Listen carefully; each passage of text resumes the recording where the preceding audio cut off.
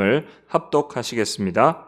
내가 오늘 내게 명령한 이 명령은 내게 어려운 것도 아니요 먼 것도 아니라 하늘에 있는 것이 아니니 내가 이르기를 누가 우리를 위하여 하늘에 올라가 그의 명령을 우리에게로 가지고 와서 우리에게 들려 행하게 하랴 할 것이 아니요 이것이 바다 밖에 있는 것이 아니니 내가 이르기를 누가 우리를 위하여 바다를 건너가서 그의 명령을 우리에게로 가지고 와서 우리에게 들려 행하라 하랴 할 것도 아니라 오직 그 말씀이 내게 매우 가까워서 내 입에 있으며 내 마음에 있은즉 내가 이를 행할 수 있느니라. 아멘. 하나님 말씀 신명기 30장 11절에서 14절에 있는 말씀으로 말씀이 내 입에 있으며 마음에 있은즉 이라는 제목의 말씀으로 함께 은혜의 말씀을 나누고자 합니다.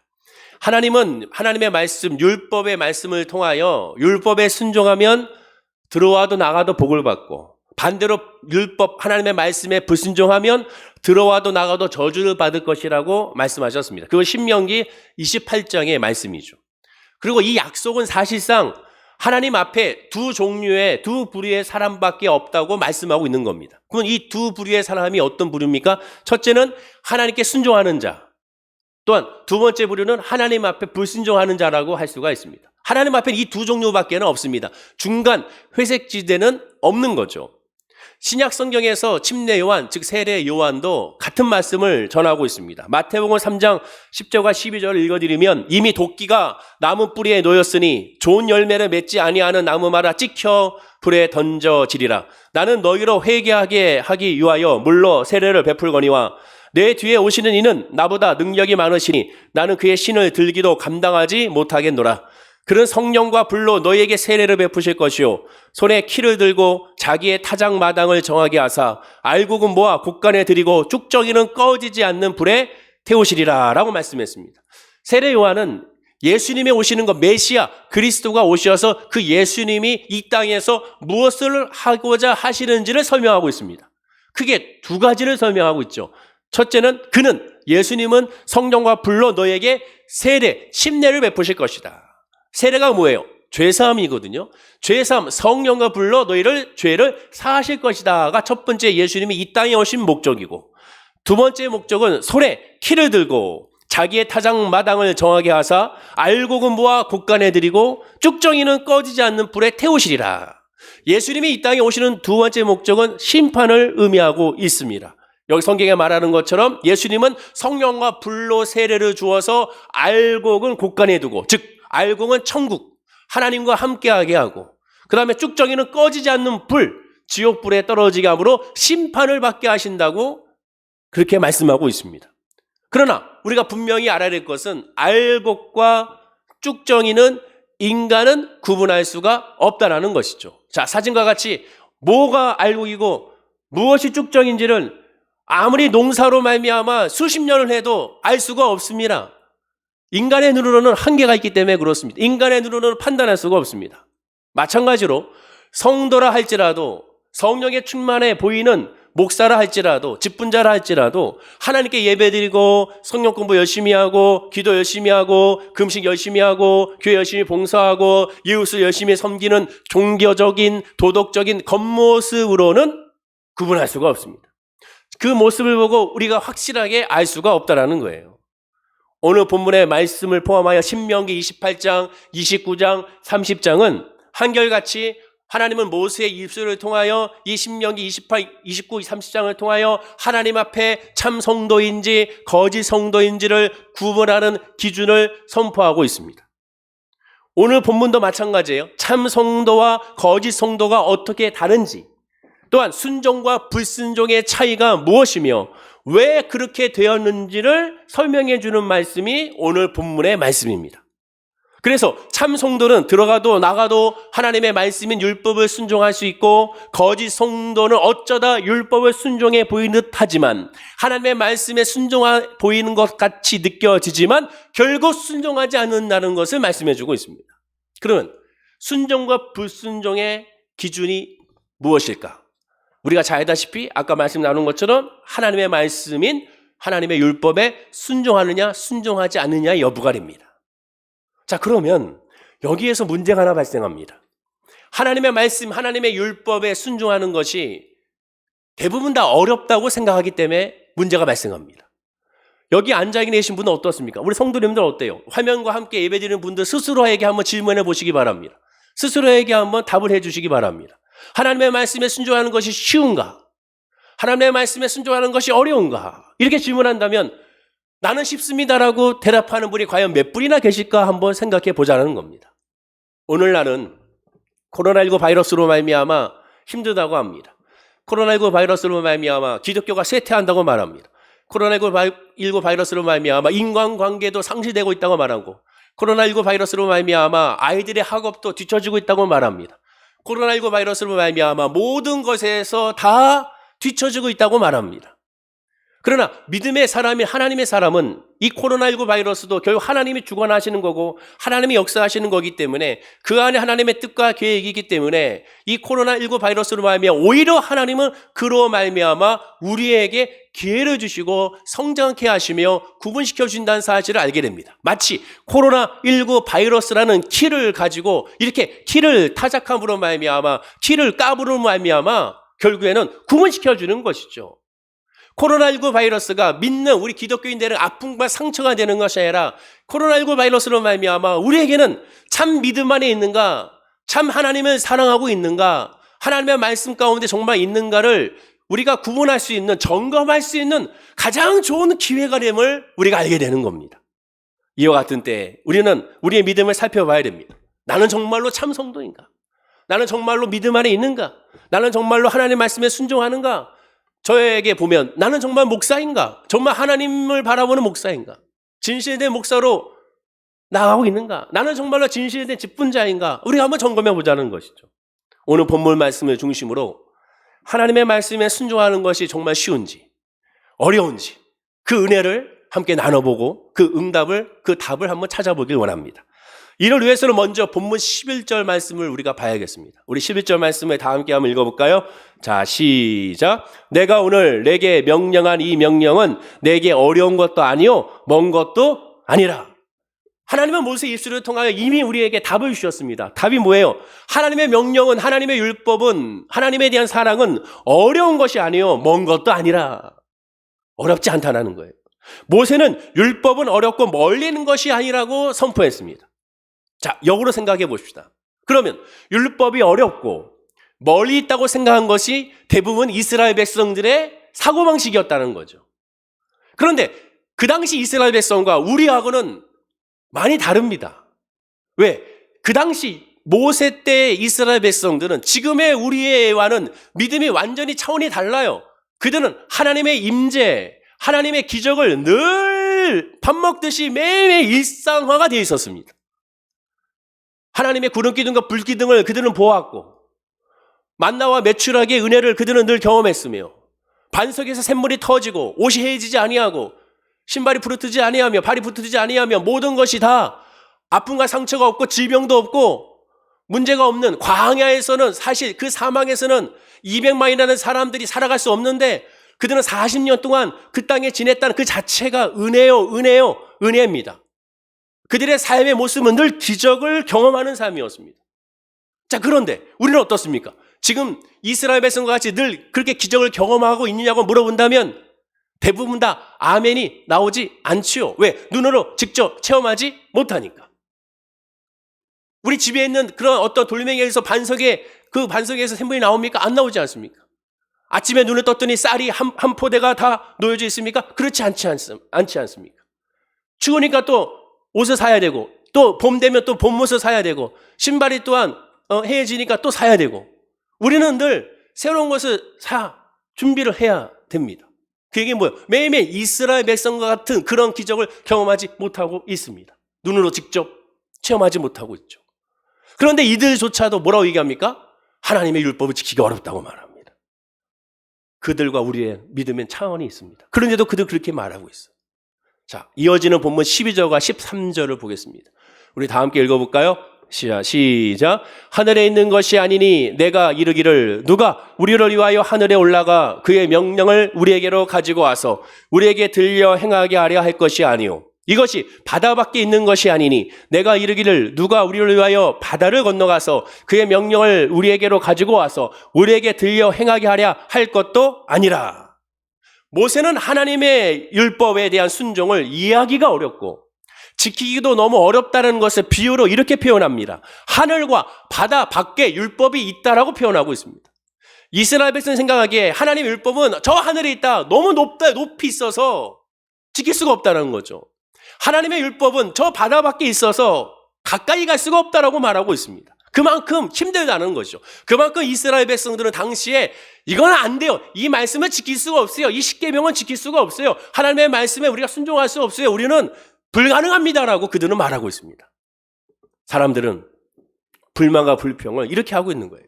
자, 이에 대해 모세가 이렇게 답합니다. 본문 14절입니다. 역시 읽어볼까요? 자, 시작. 오직 그 말씀이 내게 매우 가까워서 내 입에 있으며 내 마음에 있은즉 내가 이를 행할 수 있느니라. 모세는 두 번씩이나 본문 11절에서 14절에서 똑같은 말을 합니다. 공동명으로 보면 그것은 너희와 아주 가까운 곳에 있다. 멀리 있는 것이 아니다. 하늘에 있는 것이 아니다. 바다 밖에 있는 것이 아니다. 가까운 곳에 있다. 어디 있느냐? 너희의 입에 있고 너희 마음에 있어서 하려고만 하면 언제든지 할 수 있는 것이다 라고 말합니다. 자, 그러면 모세는 입과 마음에 비유하여 율법은 가깝고 쉬움으로 하려고만 하면 할 수 있다고 말하고 있다면 역시 역으로 생각하면 이스라엘 백성들이 어렵다고 말하는 이유의 핵심은 뭡니까? 하려고 하지 않았기 때문이라는 거죠. 하려고 하는 마음만 있으면 쉬운데 너희들은 하려고 하는 마음이 아예 없다. 그래서 불가능하다. 하늘에 있다, 바다 밖에 있다라고 말한다는 겁니다. 여기까지 정리하면 거짓 성도는 율법이 멀고 어려워서 지키기 힘들다고 여기는 사람이고 참 성도는 율법은 가깝고 쉬워서 실제로 지키고 있다라고 확신하는 사람이라는 거예요. 자, 그러면 또 다시 한번 스스로 한번 물어봅시다. 한번 물어보십시오. 스스로에게 그리고 답을 해보십시오. 나는 그럼 어느 쪽 성도인가? 하나님의 말씀대로 살아가는 것이 가깝고 쉽다고 고백하는 사람인가? 그래서 그 결과로 하나님의 복을 누리고 있는 사람인가? 아니면 본문 12절과 13절의 이스라엘 백성들의 의심과 불평이 나를 대변해주고 있다고 고백할 수 있는가? 한번 생각해 보자는 거죠. 실제로 예수님의 가르침을, 대표적인 예수님의 가르침만 보아도 불가능한 행함이라는 것을 우리는 인정하지 아니할 수 없습니다. 한번 볼까요? 예수님은 말씀합니다. 핍박하는 자를 위하여 기도해 주어라. 그래, 뭐 핍박하는 자를 위해서 내가 기도는 해줄 수 있지. 단 만나지 않고 기도해 줄게. 그죠? 이걸 할 수 있다고 생각합니다. 두 번째, 여자를 보고 음욕을 품어도 가늠한 것이요. 남자의 특징으로 봤을 때는 거의 불가능한 거 아닙니까? 세 번째, 형제를 보고 바보라고 욕하면 살인한 것이요. 바보라고 욕하는 그 자체로 살인한 것이라고 하나님 예수님은 말씀하고 있으니 야, 그러면 이거 어떻게 해야 될 것인가? 네 번째, 잘못을 보면 형제를 7번씩 7번까지 용서해 주어라. 7번씩 7번 뭡니까? 무조건 다 용서해 주라는 거잖아요. 다섯 번째, 원수를 사랑하라. 여섯 번째, 오른뺨을 때리며 왼뺨까지 내어주어라. 오른뺨 맞으면 같이 오른뺨을 쳐야 되는 것이 솔직히 우리의 마음 아닙니까? 일곱 번째, 오리를 가져가면 십리를 가라. 오리를 가져가면 십리를 가라. 욕 나오는 얘기죠, 사실. 여덟 번째, 하늘의 땅에 떨어져 썩는 미라이 되라. 왜 내가 썩어야 돼? 다른 사람이 썩어야 돼. 나는 안 썩을 거야 라고 생각하는 건 우리의 모습. 왜 내가 희생해야 돼? 이런 말이 들죠. 너무나도 어렵고 먼 개념이라고 느껴지게 됩니다. 그런데 예수님은 이 말씀을 하시고 바로 이렇게 말합니다. 마태복음 11장 29절 30절에 나는 마음이 온유하고 겸손하니 나의 명예를 메고 내게 배우라. 그리하면 너의 마음이 쉼을 얻으리니 이는 내 멍에는 쉽고 내 짐은 가벼움이라 하시니라 라고 말합니다. 예수님이 말씀한 이 계명들을 쉽고 가볍다고 말합니다. 얼마든지 실천할 수 있다고 말해요. 그러면 예수님 말씀한 이 말, 이는 내 멍에는 쉽고 내 짐은 가벼움이라는 말에 아멘 할렐루야라고 할 수 있느냐? 쉽게 나오지 않습니다. 그럼 왜 그럴까요? 그렇다면 왜? 무엇이 문제이며 무엇 때문에 왜 이렇게 나오지 않을까? 왜 쉽게 우리가 받아들이지 못할까? 그러면 이 모세의 이 말과 예수님의 이 말씀을 어떻게 해석하고 적용해야 될 것인가? 답은 늘 본문에 있죠. 오늘 본문 14절로 다시 한번 돌아가 봅시다. 본문 14절 말씀 읽어볼까요? 자, 시작. 오직 그 말씀이 내게 가까워서 내 입에 있으며. 자, 예수님은 아까 예수님의 계명은 쉽고 가볍다고 했습니다. 하나님은 모세 이수를 통하여 하나님의 율법은 내 입에 있으며 내 마음에 있다고 말씀하고 있습니다. 멀리 있는 것이 아니라 가깝다는 거죠.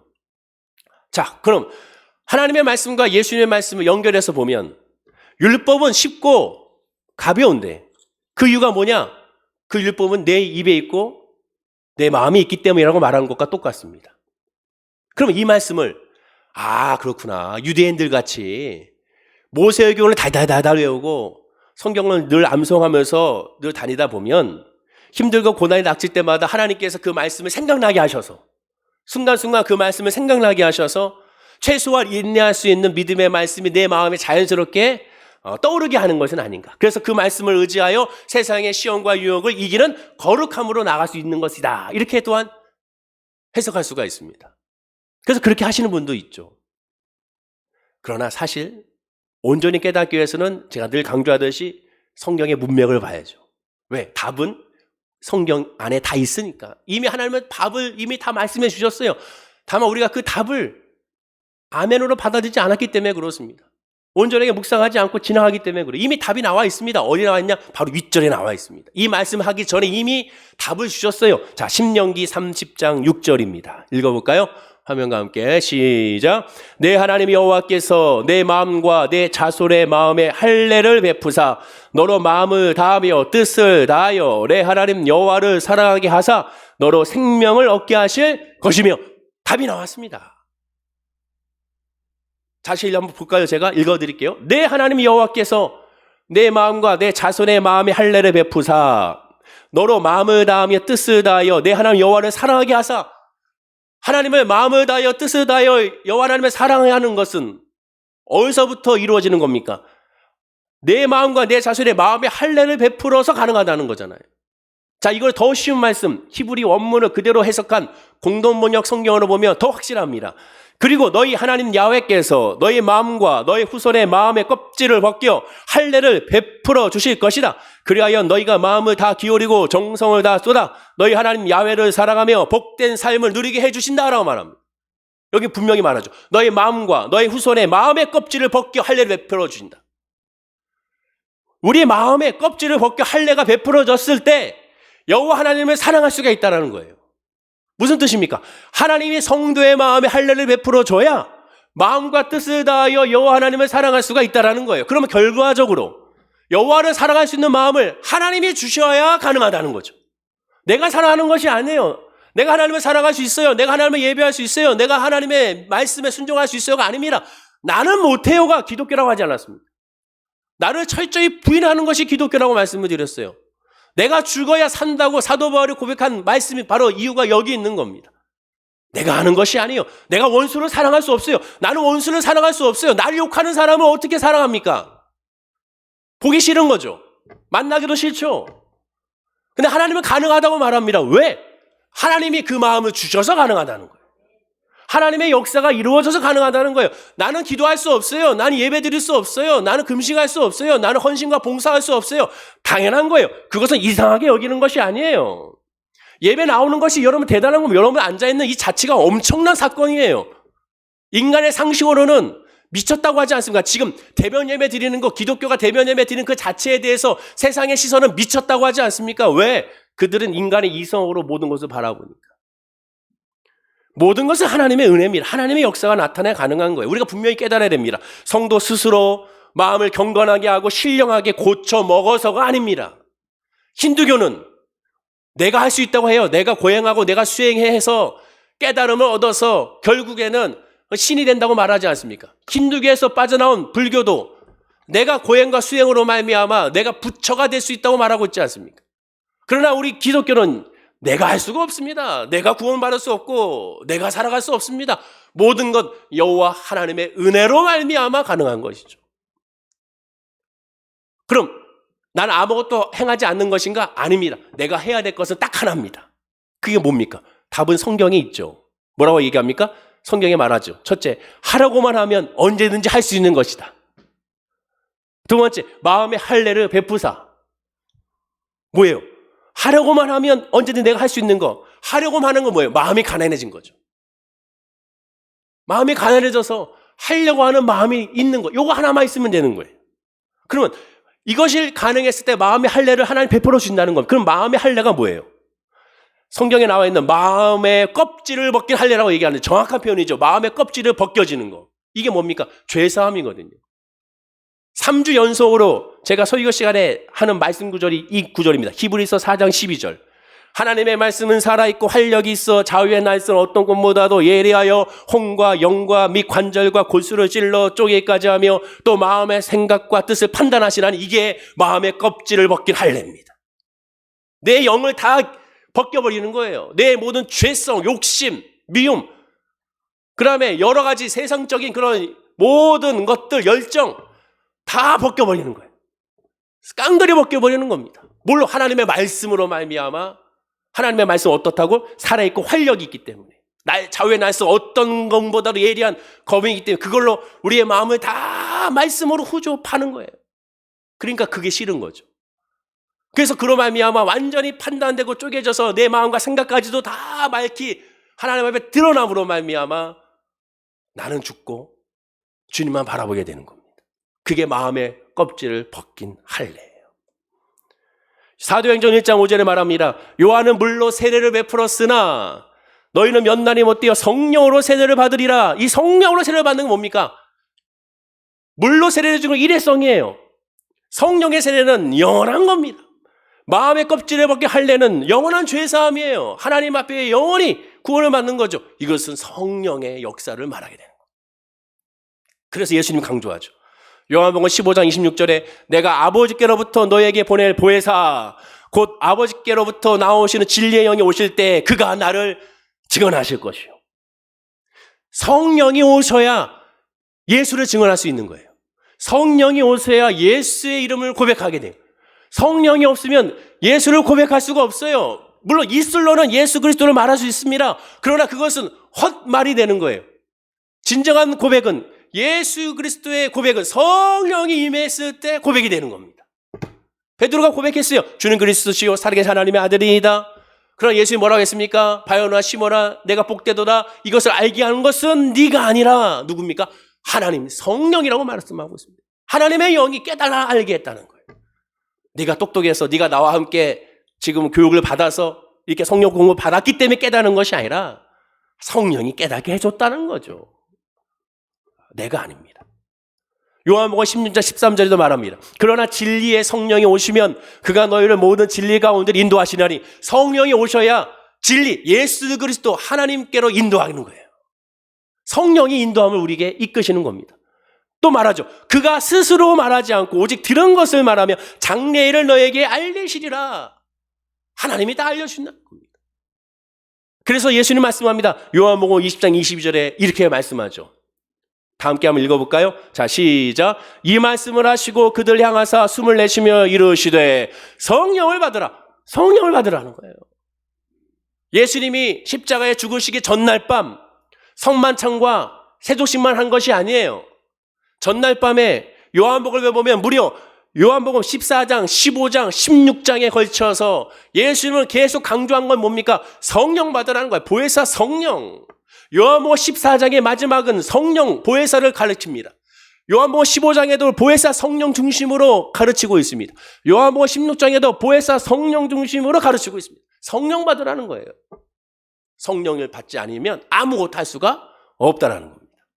즉 하나님의 진정으로 사랑하는 마음이 있다면 성령님을 인정하고 환영하고 모셔드려서 사모하게 되며 성령을 받으면 하나님의 말씀도 성도의 마음속에 있고 그래서 쉽게 지켜지게 된다는 거예요.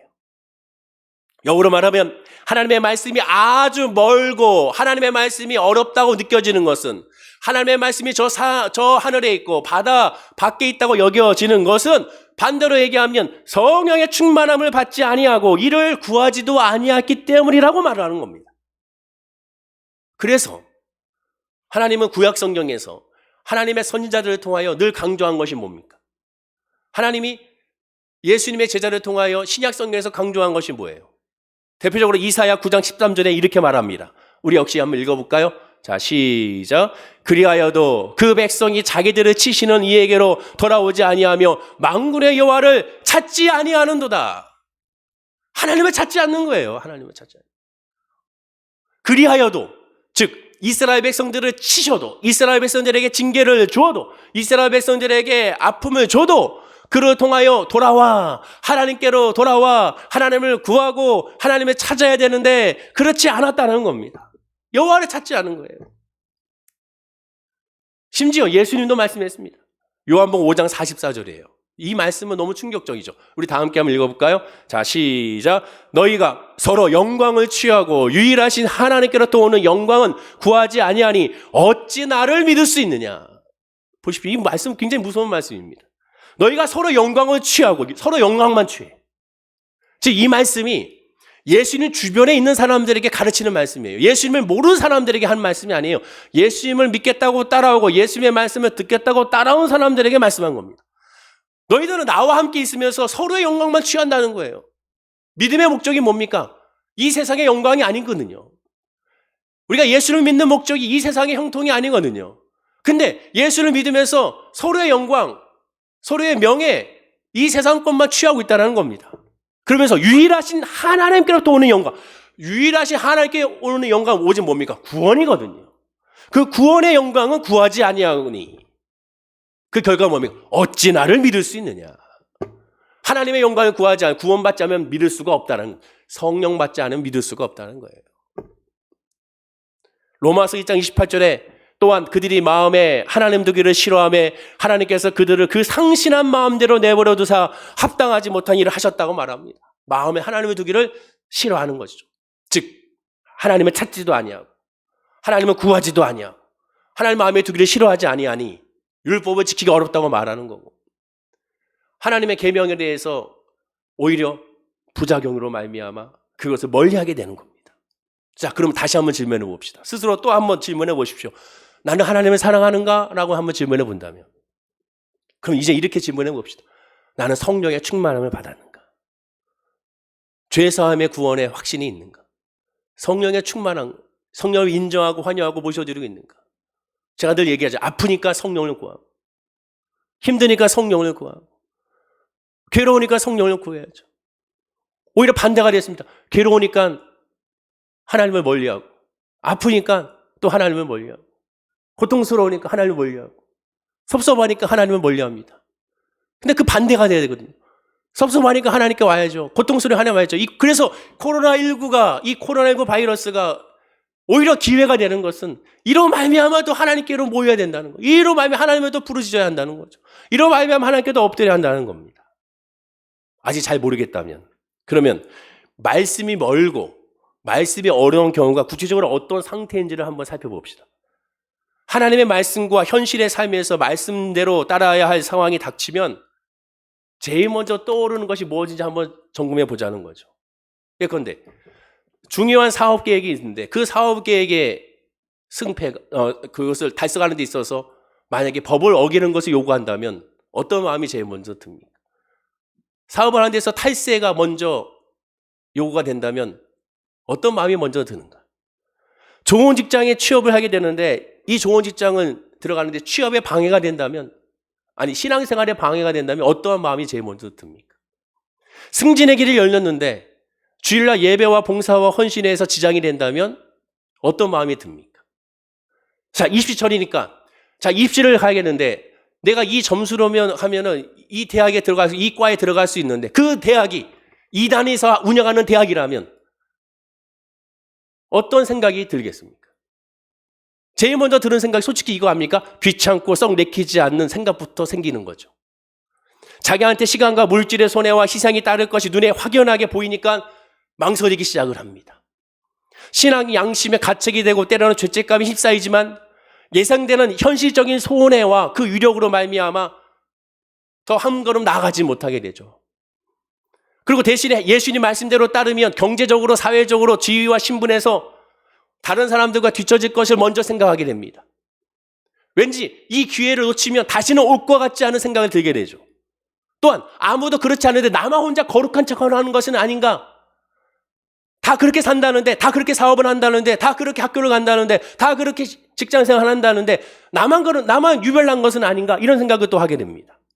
그리하여 급기야 동일하거나 비슷한 결과만 얻을 수 있다면 하나님의 말씀과 동떨어지더라도 더 가깝고 손쉬운 길을 모색하게 되죠. 그것이 뭡니까? 타협하게 되죠. 타협하게 되죠.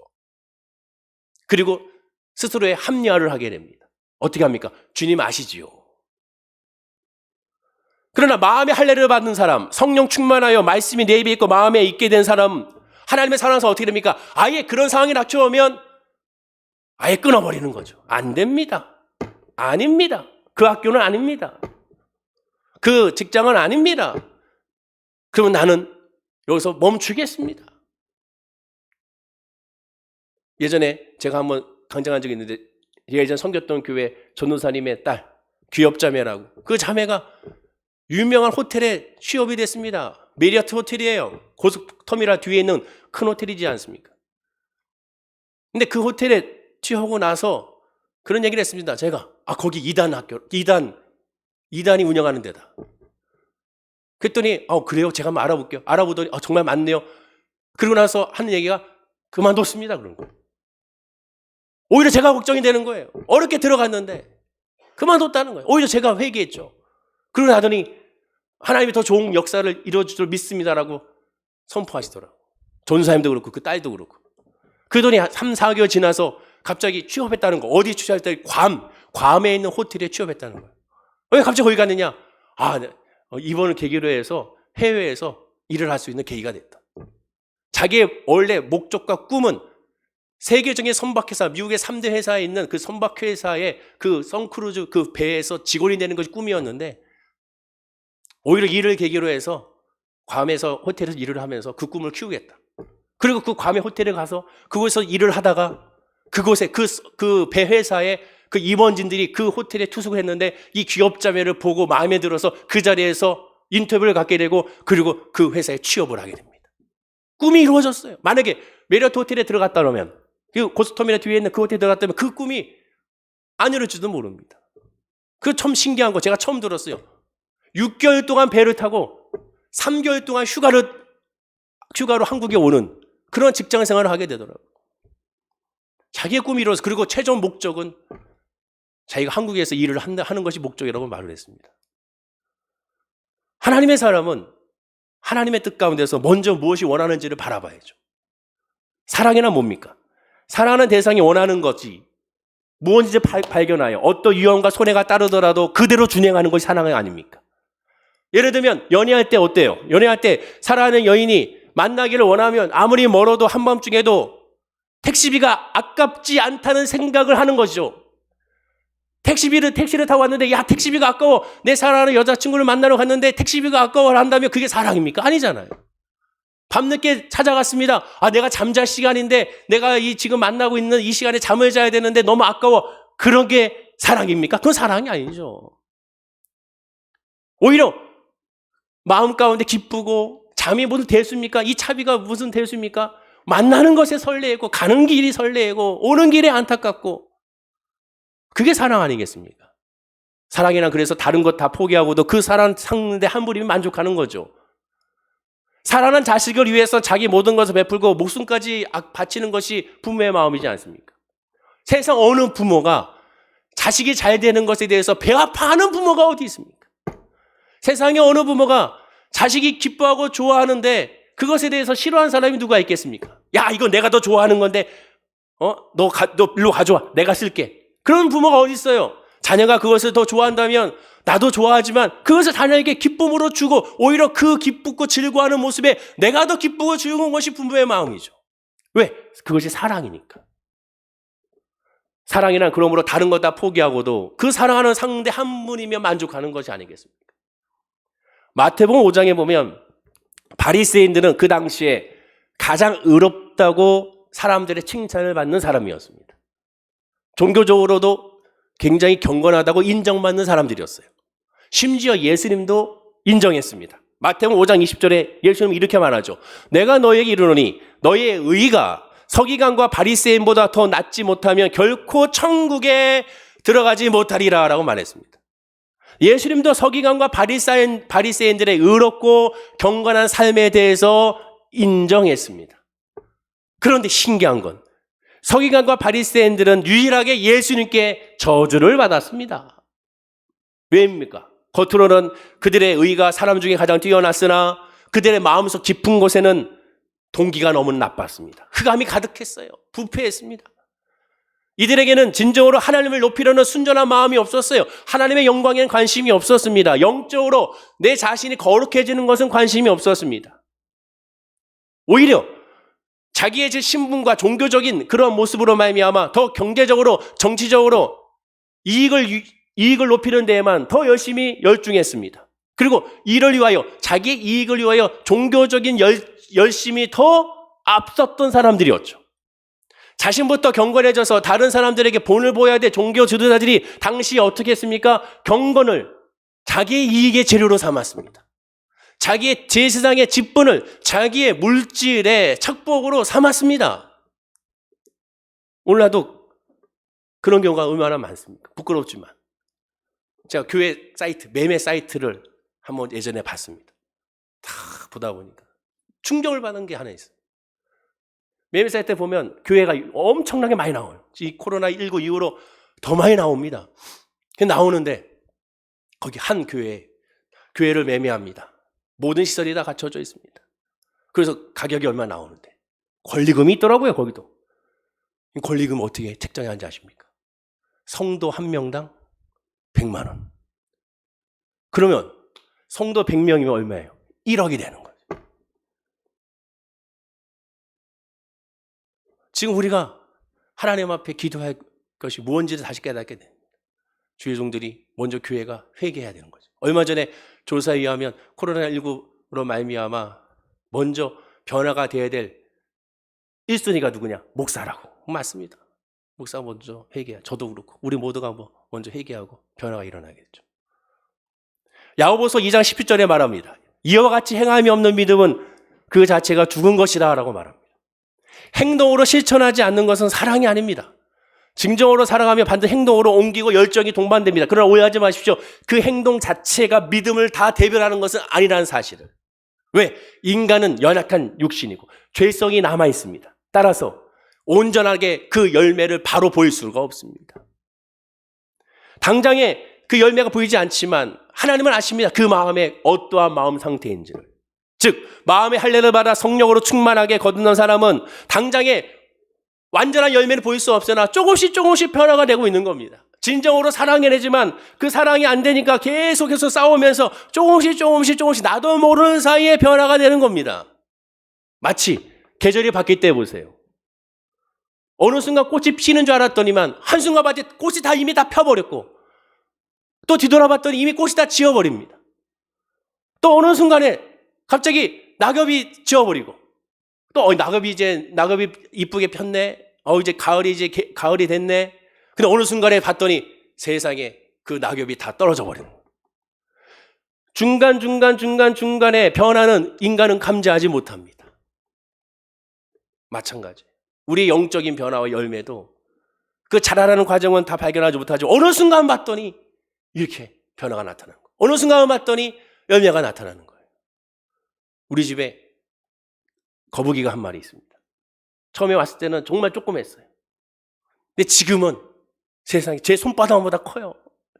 징그러울 정도로 컸습니다. 크니까 똥도 얼마나 많이 싸는지. 거북이 똥냄새가 사람 똥냄새하고 똑같아요.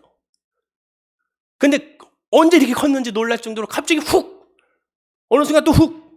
그러니까 처음에 조그만 어항이었다가 좀 더 큰 어항으로 그래서 바뀌고 이제 더 컸기 때문에 제가 물어봅니다. 얘 언제까지 크는 거야? 앞으로 또 더 크면 또 어항을 바꿔야 될 상황까지 놓이게 되는 거예요. 그 자라는 과정을 잘 모릅니다. 순간순간 그때만 알게 되는 거죠. 이를 신학적 용어로 성화라고 합니다. 조금씩 변화되고 있는 거룩함으로 변화되는 거예요. 말씀이 내 입에 있으며 마음에 있는 성도의 복에 대해서 반드시 주목해야 될 것이 하나가 더 있습니다. 그 복은 현실의 복이 우선순위가 아니라는 거예요. 하나님의 성도에게 주시는 모든 말씀의 복의 우선순위가 어디에 있는지를 잘 주목해 보십시오. 다 뭐라고 얘기합니까? 마음의 평강, 마음의 안식, 마음의 기쁨, 마음의 즐거움이 우선순위입니다. 거짓말이 아니에요. 성경에 보십시오. 예수님의 멍에가 씻고 가비오니 예수님께 배우라고 말씀했을 때 예수님은 이렇게 말씀합니다. 마태복음 11장 29절에 나는 마음이 온유하고 겸손하니 나의 멍에를 메고 내게 배우라. 그리하면 너의 마음이 쉼을 얻으리니. 내게 배우라. 그리하면 너에게 돈을 주리니가 아닙니다. 그리하면 너에게 장막을 주리니가 아니잖아요. 그리하면 뭘 줍니까? 너의 마음에 뭘 줍니까? 쉼을 얻으리니 라고 말합니다. 현실적인 형통과 출세가 먼저가 우선순위가 아닙니다. 그러므로 본문에서 마음의 할례를 행했다는 것도 성령으로 충만하여 거듭난 것을 수차례 말씀을 드렸는데 그렇게 성령에 충만하여 성령의 열매를 맺는 것도 이 삶에서의 형통이 우선순위가 아니라고 성경은 이미 몇 차례 말씀하고 있습니다. 한번 볼까요? 갈라디아서 5장 22절과 23절입니다. 한번 읽어보겠습니다. 자, 시작. 오직 성령의 열매는 사랑과 희락과 화평과 오래 참음과 자비와 양성과 충성과 온유와 절제니 이 같은 것을 금지할 법이 없느니라. 자, 성령의 열매가 뭐예요? 성령으로 충만해서 열매를 얻었습니다. 그러면 성령의 열매가 승진입니까? 성령의 열매가 물질이에요? 성령의 열매가 건강입니까? 성령의 열매가 이 세상의 명예입니까? 아무리 눈 씻고 찾아봐도 성령의 열매는 우리가 생각하는 현실적인 복과는 상관이 없습니다. 우선순위가 어디에 있습니까? 영적으로 충만해지고 그 결과를 얻게 된 정서적인 마음의 평강과 기쁨이 우선순위의 열매로서 가르치고 있습니다. 역으로 따지면 선도가 불순종하여 저주를 받는 것도 현실적인 불행이 먼저가 아닙니다. 내가 죄를 많이 지어서 내가 교통사고 났나 봐. 아니에요. 내가 죄가 많아서 암에 걸렸나 봐. 역시 아닙니다. 예수님에게 사람들이 물어봤어요. 저 나면서 소경된 저 사람이 어찌하여 저렇게 소경이 됐습니까? 저 사람의 죄로 말미암습니까? 부모의 죄로 말미암습니까? 누구의 죄로 말미암습니까? 예수님이 어느 누구의 죄도 아니라고 분명히 말씀했습니다. 하나님의 영광이라고 말씀했어요. 영적으로 피폐해지고 정서적으로 평강과 기쁨과 감사가 사라지는 그것이 진짜 저주입니다. 생각해 보세요. 물질은 많이 있어도 마음이 평안하지 않으면 그게 행복하겠습니까? 요새 우리 젊은 청년들이 바라보는 그런 삶이 뭐예요? 내가 하고 싶은 일을 하라는 거예요. 네가 좋아하는 일을 하라는 거예요. 네가 마음이 편안한 일을 하라는 거예요. 근데 부모 세대는 뭐예요? 야, 판검사 돼야지. 무슨 소리야? 무슨 열심히 공부해가지고 이렇게 사람들 앞에서 이렇게 떵떵거리는 일을 해야지.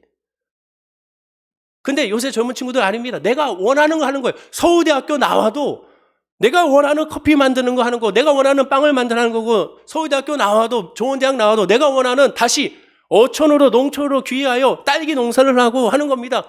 야, 이 힘든데 네가 왜 이거 해? 열심히 공부해서 그런 거 하지 마. 아니에요. 내가 원하는 거 하는 시대입니다. 내가 원하는 거를 추구하는 시대예요. 왜? 마음의 평안이 우선임을 알기 때문에. 성도는 영적인 충만이 이로 인한 마음의 평안이 현실의 어떤 형통보다 기쁘고 좋아야 됩니다. 현실의 모든 것이 다 없어져도 하나님의 말씀을 놓칠 수 없는 사람이 되어야 돼요.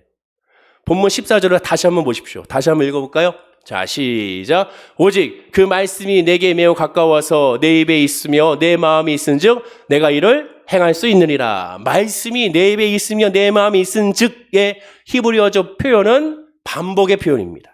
진행하고 있는 거 계속. 일회성이 아닙니다. 같은 표현이 시편 1편 1절과 2절에 있습니다. 복 있는 사람은 악인들의 꾀를 따르지 아니하며 죄인들의 길에 서지 아니하며 오만한 자들의 자리에 앉지 아니하고 오직 여호와의 율법을 즐거워하여 그의 율법을 주야로 묵상하는도다. 오직 여호와의 율법을 즐거워하여 그 율법을 주야로 묵상하는 것이 일회성이 아니라 계속 반복되는 겁니다. 율법을 주야로 묵상하는 것과 들어가도 나가도 복을 받는 것 24시간 내내 하나님의 은혜와 복이 임한다는 것을 말씀해주고 있습니다. 그리고 물가에 심은 나무처럼 시절에 따라 열매를 반드시 맺힌다고 약속하고 있습니다. 맺힐 수밖에 없다는 거예요. 갈라디아서에서 약속한 성령의 열매를 보십시오. 갈라디아서 5장 23절에 마지막에 이렇게 선포합니다. 온유나 절제니 이 같은 것을 금지할 법이 없느니라. 무슨 뜻이에요? 성령에 충만하면 성령에 충만한 마음의 은혜와 평강은 어느 누구도 막을 수가 없다라는 거예요. 어떠한 세상적인 질병이 다가와도 당장 내일 당신은 사망입니다라는 말을 들어도 성령에 충만한 사람은 마음이 편하다는 거예요. 그것을 멈출 수가 없다라는 겁니다. 세상의 아픔과 고통이 코로나19로 말미암아 쓰러지고 넘어진다 하더라도 성령에 충만한 사람은 그로 말미암아 기쁨과 감사가 넘쳐나다는 거예요. 금지할 법이 없다고 말합니다. 말씀을 정리하겠습니다. 하나님의 말씀을 순종할 수 있는 이유는 다시 강조하지 마음의 할례를 받아 성령에 충만하여 말씀이 내 입 있고 마음이 있기에 하나님을 사랑하기 때문이라고 말합니다. 내가 하는 것이 아니요 하나님의 은혜로 말미암아 가능한 겁니다. 하나님의 말씀에 순종하여 하나님을 사랑하게 된 결과도 신명기 3장 6절에 분명히 말하죠. 다시 읽어드리면 내 하나님 여호와께서 내 마음과 내 자손의 마음에 할례를 베푸사 너로 마음을 다하며 뜻을 다하여 내 하나님 여호와를 사랑하게 하사 너로 생명을 얻게 하실 것이요라고 말합니다. 자, 마음의 할례를 받아서 성령을 충만함을 주셔서 여호와 하나님을 사랑하게 한 후에 그 결과가 뭡니까? 내 하나님 여호와를 사랑하게 하사 결과가 뭐예요? 너로 생명을 얻게 하려고. 구원입니다. 구원. 하나님의 관심은 하나님과의 관계의 구원인 거예요. 예수님도 요한복음 15장 4절 5절에 내 안에 거하라 나도 너희 안에 거하리라 가지가 포도나무에 붙어있지 아니하면 스스로 열매를 맺을 수 없음 같이 너희도 내 안에 있지 아니하면 그러하리라. 나는 포도나무요 너희는 가지라. 그가 내 안에 내가 그 안에 거하면 사람이 열매를 많이 맺나니 나를 떠나서는 너희가 아무것도 할 수 없으리라 라고 말합니다. 포도나무인 예수님께 가진 성도가 붙어있기만 하면 때에 따라 열매를 맺어주게 하신다고 말씀하고 있습니다. 내가 맺는 것이 아니라 하나님 맺어주신다는 거죠. 하나님의 말씀이 성도의 입과 마음에 즉 본인 안에 있으니 거리로 따지면 정말 한 뼘밖에 되지 않습니다. 그래서 가깝고 쉽다고 말하죠. 여러분 한번 스스로 한번 점검해 보십시오. 한마디로 나는 성령님 인정과 환영하고 모셔져 있는지를 묻고 있는 겁니다. 우리가 구할 건 성령입니다. 위기에 구할 건 성령, 아플 때 구할 건 성령, 고통스러울 때 구할 건 성령입니다. 그리고 성령의 충만함을 받으면 어떻게 됩니까? 하나님을 예배하게 됩니다. 예배할 수밖에 없습니다. 왜? 복음의 특징이 예배이기 때문에 그래요. 복음의 특징은 왜 대면 예배 드려야 한다고 말씀을 드립니까? 복음의 특징이 대면 예배이기 때문에 그래요. 함께 하고 싶은 거기 때문에. 빌립이 복음으로 충만했습니다. 예수를 만났어요. 예수를 만나자 빌립이 어떻게 했습니까? 나단에게 가서 설명합니다. 근데 설명이 안 돼요. 왜?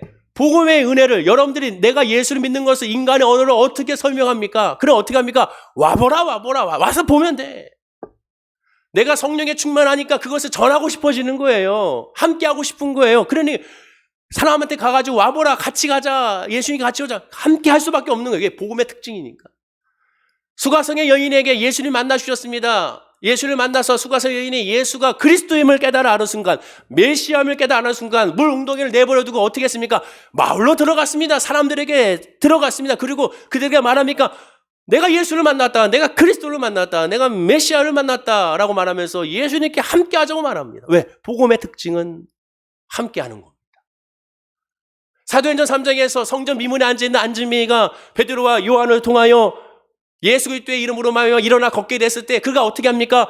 아, 내가 이제 예수를 만났으니 예수의 은혜 안에 거해서 나 이제 집에 돌아가서 혼자 잘 먹고 잘 살래가 아닙니다. 어떻게 했습니까? 사람들 사이에 들어가 성전에 들어가 뛰기도 하고 걷기도 하고 예수를 증언하고 또 거기서 예배 끝나고 나와 자기 마을로 가서 또 예수를 증언하고 베드로와 요한의 또한 이러한 기적을 증언하고 함께 모여 힘쓰는 것을 보게 됩니다. 왜? 복음의 특징은 모이는 특징일 수밖에 없어요. 내 받은 은혜를 나눌 수밖에 없는 겁니다. 그럼 역으로 나누지 못한다면 내가 아직 그 은혜에 깊게 성령 충만함에 빠져있지 못하는 거죠.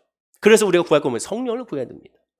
마지막으로 이 말씀 다 함께 읽고 마치겠습니다. 요한복음 20장 22절입니다. 다 함께 읽어볼까요? 자, 시작. 이 말씀을 하시고 그들을 향하사 숨을 내쉬며 이르시되 성령을 받으라. 성령을 받으라. 말씀이 내 입에 있으며 마음에 있는 것은 결국 성령의 충만함을 의미합니다. 올 한 해 여호와를 목자 삼아서 우리 성령의 충만함을 받고 기도하고 나가야 될 줄로 믿습니다. 힘들고 어렵다고 말합니다. 그러니 우리가 더 구할 건 성령밖에 없습니다. 성령이여 지혜를 주시옵소서. 이 사업이 어렵다고 합니다. 성령이여 사업에 잘할 수 있도록 지혜를 주시옵소서. 내 직장에서 어렵다고 합니다. 성령의 지혜로 감당하게 하옵소서. 그리고 성령의 지혜로 이 질병을 이기고 문제를 이기고 나아가게 해달라고 기도하게 되면 상상할 수 없는 열매가 맺혀짐을 발견하게 될 줄로 믿습니다. 기도하겠습니다. 아버지 하나님 감사합니다. 우리 모든 성도님들이 예수 믿음으로 말미암아 마음의 할례를 받아 그로 말미암아 성령에 충만하여 주님을 사랑하고 주님 앞에 엎드려 경배하는 우리 모든 성도님들이 될 수 있도록 복을 더하여 주옵소서. 믿음으로 나아가기 원합니다. 성령으로 나아가기 원합니다. 은혜로 나아가기 원합니다. 기쁨으로 나아가기 원합니다. 채우시는 하나님, 돌보시는 여호와 야훼 하나님을 바라고 깨닫는 우리 성도님들의 믿음과 그 마음과 그 삶이 될 수 있도록 복을 부어 주시옵소서. 감사드리며 예수님의 이름으로 기도드립니다. 아멘. 우리 다음